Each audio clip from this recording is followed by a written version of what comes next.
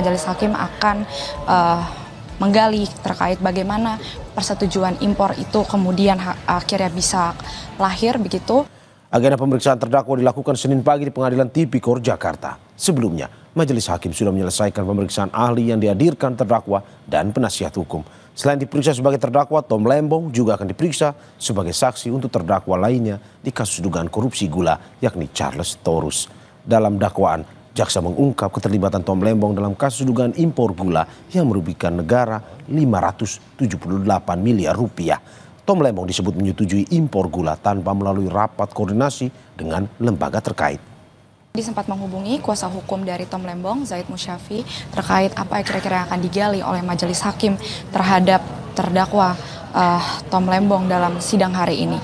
Tadi ada sejumlah hal yang disampaikan, intinya di mana yang pertama majelis hakim ini akan menggali terkait bagaimana keterlibatan komunikasi antara terdakwa Tom Lembong dengan PT PPI atau Perusahaan Perdagangan Indonesia sebagai importir itu sendiri. Selain itu juga di sini majelis hakim akan menggali terkait bagaimana persetujuan impor itu kemudian akhirnya bisa lahir begitu, sehingga dari Tom Lembong sendiri ini bisa menerbitkan surat perizinan terkait dengan impor gula dari Kementerian Perdagangan pada tahun tersebut.